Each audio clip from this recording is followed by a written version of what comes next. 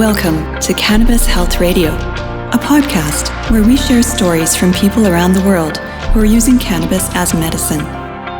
The information is meant to raise awareness about the health benefits of cannabis, but should not be taken as medical advice. Now, here are your hosts, Ian Jessup and Corrie Yelland.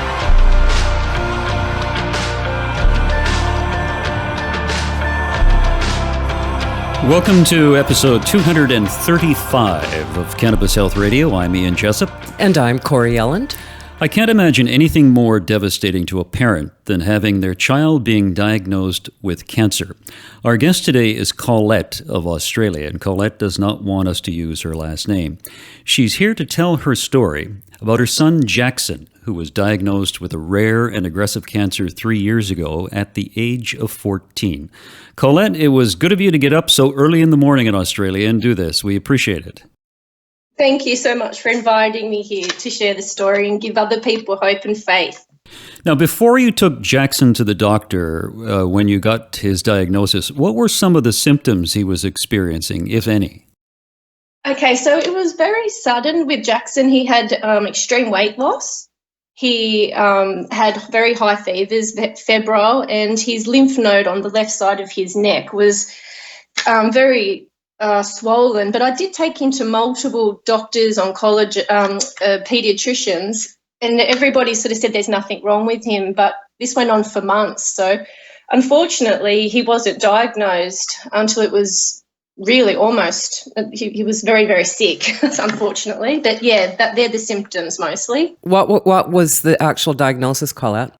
So he was diagnosed with large B-cell non-Hodgkin's lymphoma, stage 4. So it was very rare, very aggressive, and his prognosis wasn't fantastic, from the beginning, to be honest.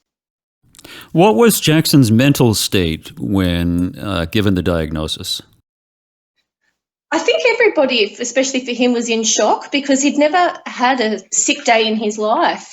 He was such an active boy, always out surfing and skating and fishing. So I think for him mentally, it really did affect him because it was such a shock, a shock. But I think too, just the fear of everything coming up, being in that hospital system was petrifying. What about you? What was your mental state?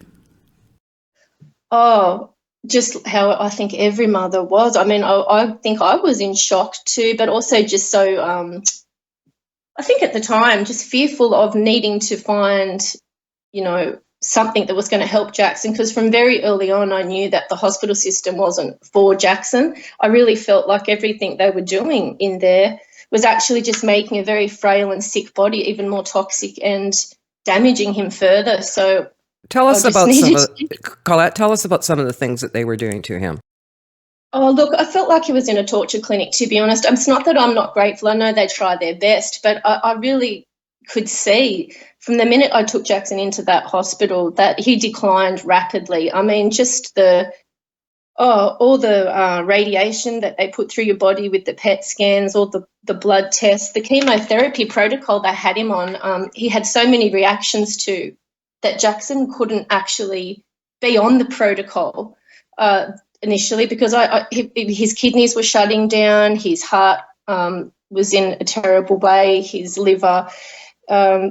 He was just, not coping with the dosage that they were giving him, but they were even reluctant to even sort of change it for Jaxs, which I found so bizarre that, he was very, very sensitive. He's very sensitive to medicine. So, they did a lot of different things, to be honest. So when they did the chemo and they finish it, what happens then? They do a biopsy, and what did that show?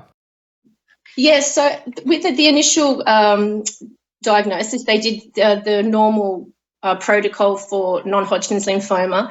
It was a very aggressive protocol, very strong chemotherapy, but the PET scan showed just following the end of the treatment that it wasn't successful, unfortunately. He relapsed, I think, immediately. It basically did nothing.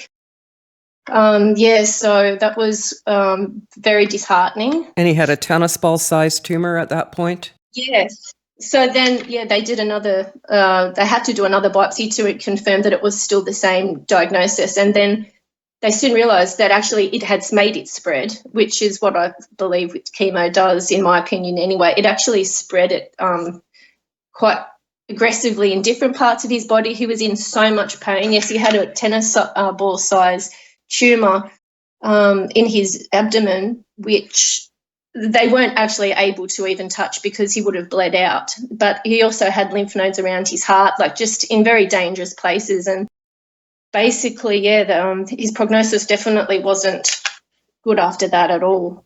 And he was still losing weight too, wasn't he? He was down to about 41 kilos, which is yes, close to 90 pounds. Yeah, he really was so frail and very, very frail, yes. How tall is he? He's quite tall. I don't know, actually. He must be 5'8" or something like that, but he looks wonderful now. He's a healthy 60 kilos now. Now, when he was going through all this and he was deteriorating, you must have been terribly fearful that he wasn't going to make it. Look, I really was. I remember him sitting on the lounge one morning and the tears were rolling down his face, and he said, "Please just don't let me die, Mum." And I said, "Son, if it's love that keeps you alive, I don't know. I will honestly do everything I can." And I did. I mean, if it's for you and Corrie, with the cannabis oil, looking online and doing so much research that led me to his wellness.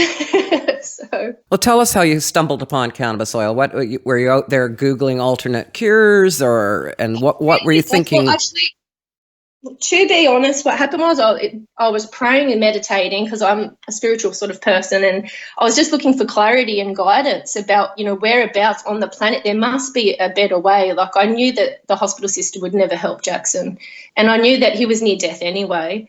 So I just prayed and prayed and prayed, and I don't know how, but I do believe in miracles, and I just kept getting this name, Corrie Yelland, Corrie Yelland. I'm like, Corrie Yelland, and that's actually how it started, through my guidance. So then I sort of tried to write it down, and I got the spelling all wrong, but I just started, Googling Corrie Yelland, and then I came across YouTube where you were on it, and I saw you, that you had put yourself in a remission and cured yourself with the oil, and it gave me such faith and hope. And then I watched all these beautiful, oh,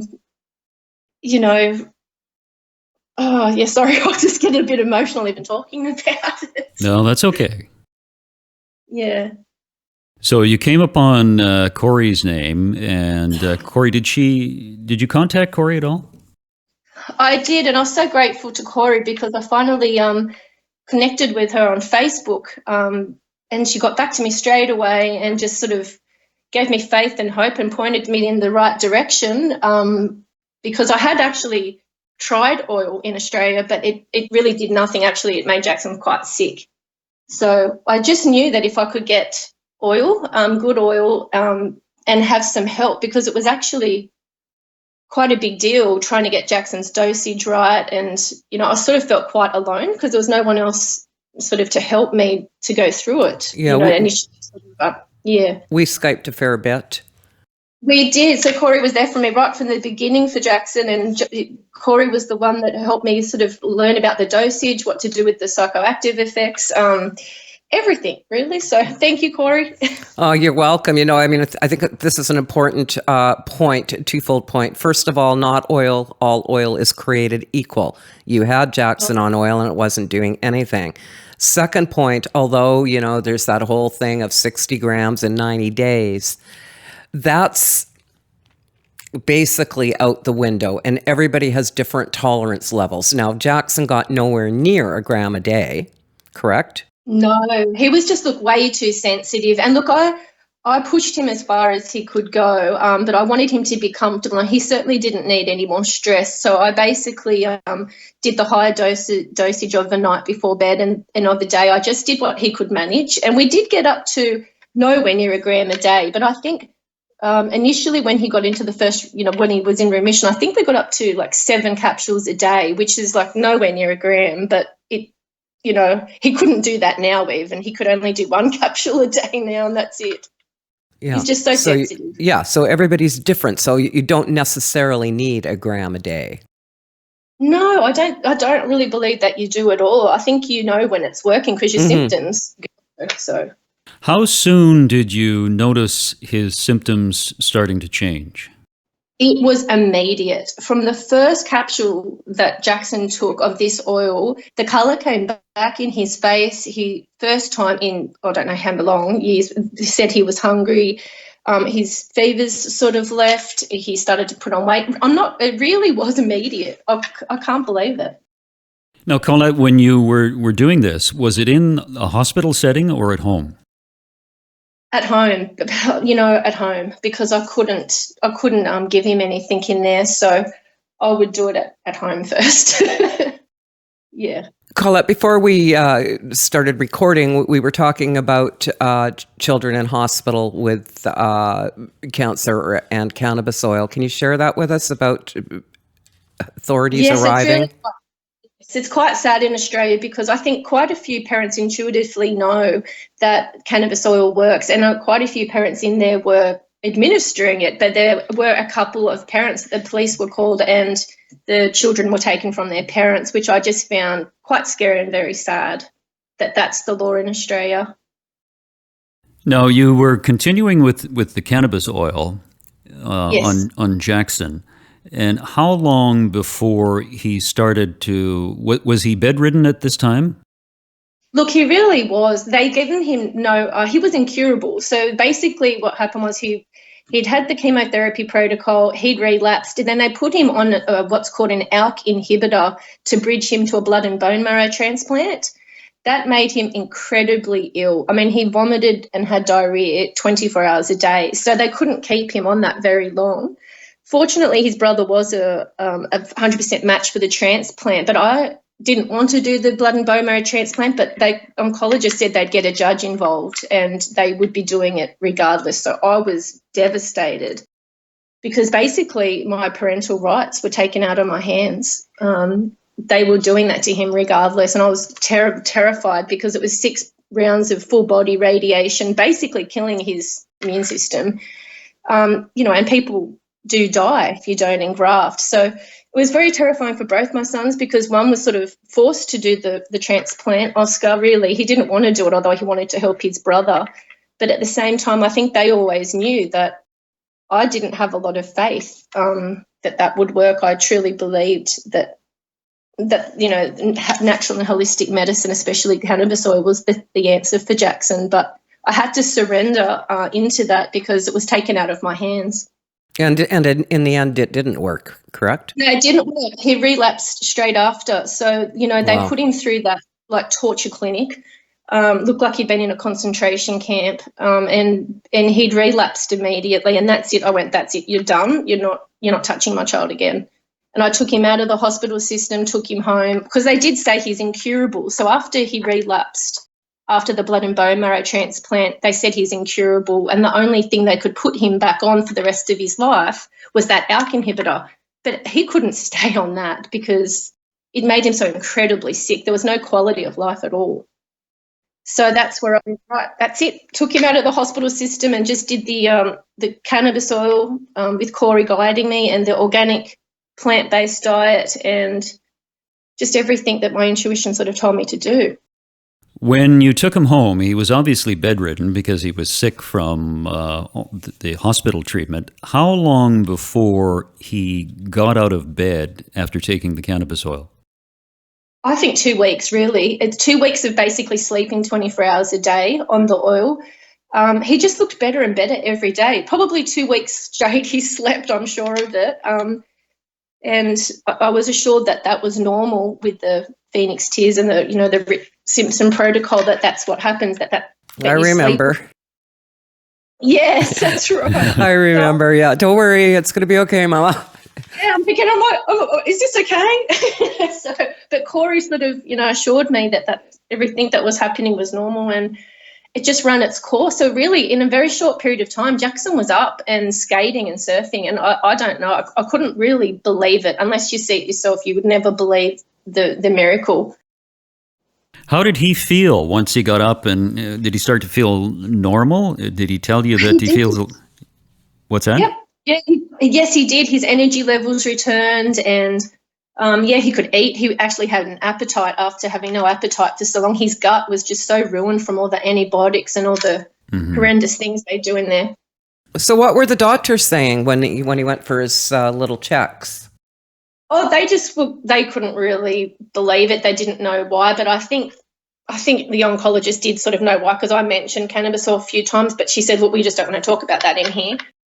So I think quietly they always knew that I was doing that at home.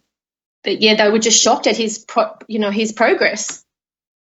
Yeah, doctors are caught between a rock and a hard place, aren't they? I think Yeah, it's particularly in Australia, which seems to be very, very a difficult jurisdiction to live in when it comes to cannabis. it is. It certainly is. Now, how long was Jackson on the oil before he got that incredible scan?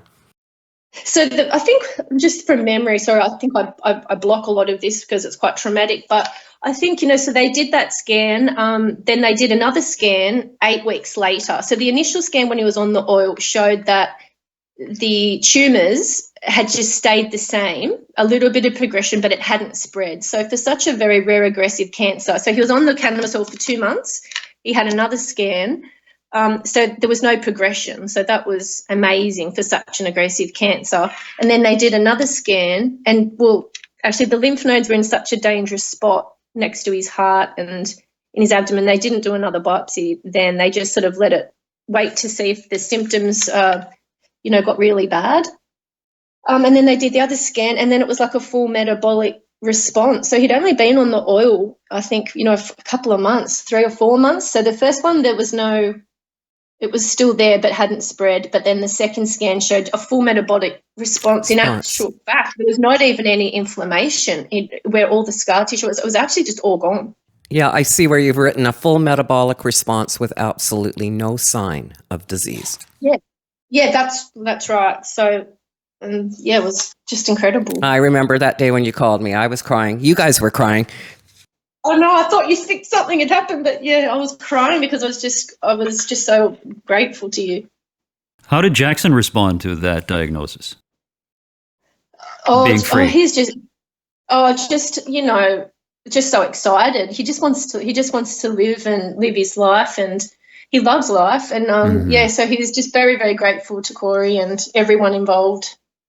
Probably just wants to be normal. That's right. Yeah, he does. He just wants to have a lot. He just wants to be a normal teenager.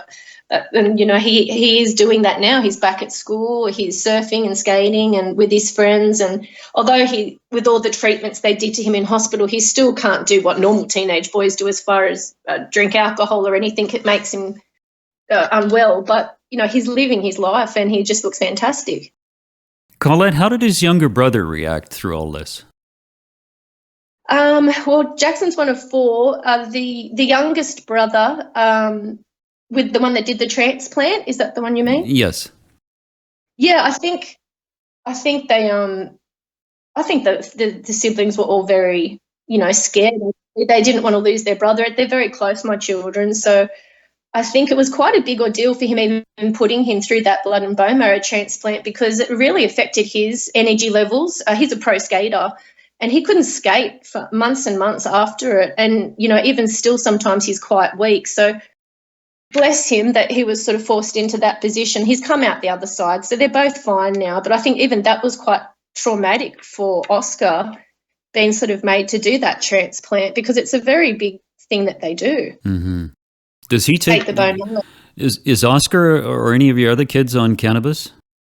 No, not at the moment. I think it'd be great for them to be on it daily, but with the cost of the oil and everything, unfortunately, no. Jackson takes the dosage every day. Obviously, he will for the rest of his life. But as far as the other children, I've offered it to them occasionally, even just CBD. But no, I think, they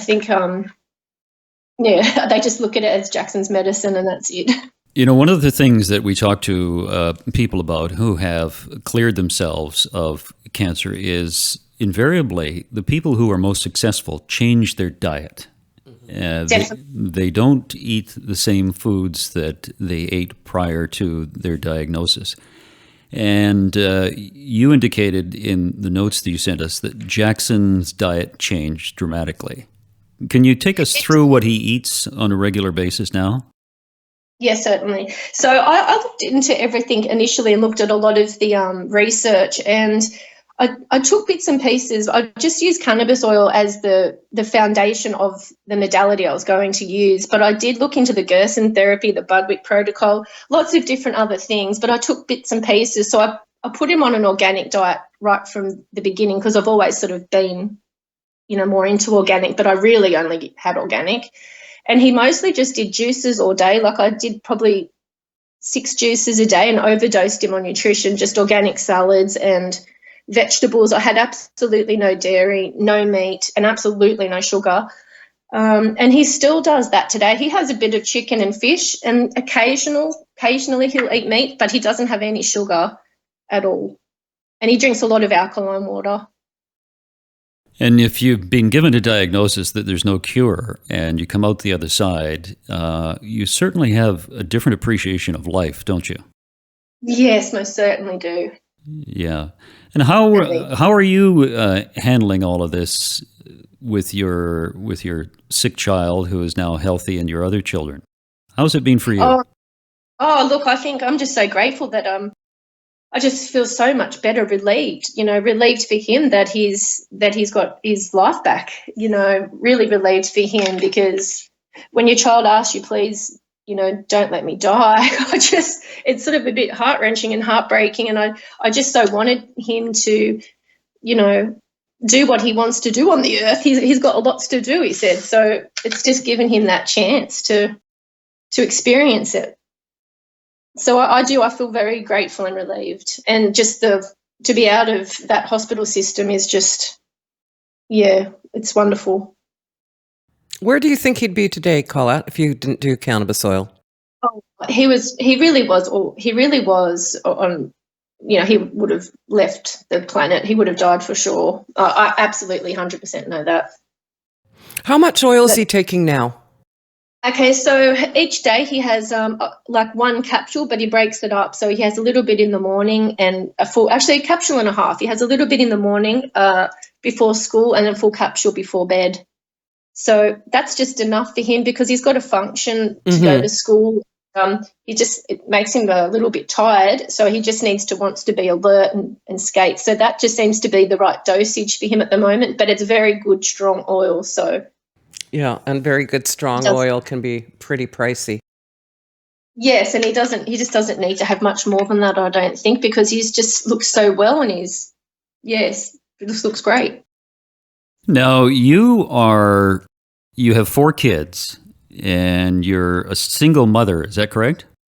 Yes, that's right. And you're in need of cannabis oil, and you need a little fundraising. What we'd like to do is, if we could, Corrie, have people generously donate to Colette's PayPal account. Yeah, that would be wonderful.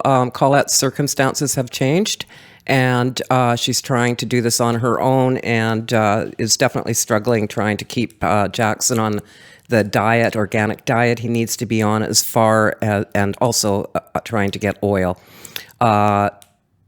His life depends on this. So if there's any people that can help, Colette, could you give your PayPal address to people, please? Certainly. So it's Colette, COLETTE, Colette, yes, Hickey, HICKEY, so it's colette.hickey73@gmail.com. When a child says to their parent, please don't let me die, I mean, that is about as gut-wrenching as you can get. It definitely was a pivotal moment for me. Definitely. Yeah, so, Colette, if you were to give any people that were in the same shoes as you advice, what would you say to them? Oh, it's just follow your heart and follow your guidance. But look, your cannabis oil works. It really does. I think it should be the the first treatment. Unfortunately, once you're in that hospital system, it's very hard to get out of, and it's very hard for a parent to tell another parent or someone don't do chemo or radiation. But I feel like all that did was make Jackson much sicker. I just wish that I could have just done the cannabis oil from the beginning. I think that's the advice I would give to someone. Do the research and look at all the statistics and clinical trials and everything that are coming out with cannabis oil, and just put your faith in that beautiful plant medicine. Is cannabis legal in Australia in any form? Recreation and medical? The legislation is a little bit strange from state to state, but I do believe there are more clinical trials now, and I do think dispensaries are open. Like, you can get medicinal, I think, under a prescription, but my feeling is I wouldn't want to have the oil from the government. I just don't believe that it's the right oil. So I think some people that are chronically ill may be able to get a prescription if you're, obviously over 18, if you have like chronic pain or for certain things like epilepsy. But, we're still very, very far behind other countries. Well, some people say that Canada is ahead, but believe me, Canada is not ahead in some regards. Isn't it? No. I mean, it's even more difficult to get cannabis from a dispensary now than it was when it was illegal. Yes. Yeah. Yeah, I think it's... See the look on Corrie's face. She has a look of disgust on her face. I do. This legislation has done nothing for medical cannabis patients. But what it has done is allow the government to control the supply. And it's gone, I think the black market, if that's what you want to call it, will start to flourish again, if it's not flourishing out. No, I think it's already helping. Yeah. Colette, is there anything you'd like to tell us in conclusion of your fantastic story that your son is healthy and is over the worst part? I just wanted to say thank you so much to you, Ian, and Corrie, and everyone involved, and thank you for what you do with the radio. Because if it wasn't for listening to all these stories that give you faith and hope, I just wouldn't be sitting here giving you this story today. So thank you so much, and I hope you continue to do your amazing work in saving people. That's nice of you to say, because when Corrie and I started this, one of the things we talked about is having people tell their stories, because stories are very, very powerful. It's not us trying to convince people that cannabis works. It's people who have, like yourself, who have themselves or a relative been on death's doorstep and used cannabis. We had a situation where we interviewed a mother of a child in the UK who was in hospice, and he was taken out of hospice, and his mother said, "Where would you like to go before you die?" I mean, he was in hospice. He was within weeks of death, and he said Spain. So they took the child to Spain, met Jeff Ditchfield there, and Jeff suggested trying cannabis, went back to the UK, continued to take cannabis, and they kicked him out of hospice because he was getting better. It's hard to believe. It's hard to believe, and the medical profession still, and the governments still cannot get their head around it, because there's just far too much money with the pharmaceutical industry. That's right, and that's what's sad. There's 40 children that have died that Jackson got, that were on that ward with Jackson. 40 children died, and I'm just devastated because I don't believe they need to be dying, and they just don't have access to oil. The government, they've been programmed by the government for years and years that cannabis is bad for you, and so a lot of people just believe it's a bad medicine. For years you've been told all it does is cause schizophrenia. Well, we need to undo the programming, because it doesn't do anything like that. All it does, it's just a powerful healing medicine. It's an amazing plant that can cure so many different ailments. It's politics that causes schizophrenia, believe me. I was involved in politics for many years. Colette, it was a pleasure to talk to you. You have an amazing story, and we're so happy that Jackson is healthy again. Oh, he's just doing so well. He's very, very grateful to you all. And I'm sorry he's not here today, but he's wanted to say thank you so much. Colette, thank you so much, and give him a big hug for me. I will. Thank you, Corrie. Thank you, Ian. You're welcome. She's a wonderful lady. and had a real struggle with trying to save her son. But Corrie, you did it. Yeah. Thank you very much. Yeah, we all did it, and this is why I do it with stories like this. And remember, if you want to help her out, Colette.hickey73@gmail.com. And that's another interview with Cannabis Health Radio. We'll be back next week. Thanks for listening to Cannabis Health Radio. For more information and to search previous podcasts, visit our website, cannabishealthradio.com. Subscribe so you don't miss new episodes. And follow us on Facebook, Instagram, and Twitter. This podcast is made possible by donations from our listeners. If you found the information helpful, please consider making a donation in any amount through our website. You can also help us share our message by leaving a review on your podcast listening platform. We are very grateful for your support. Thank you.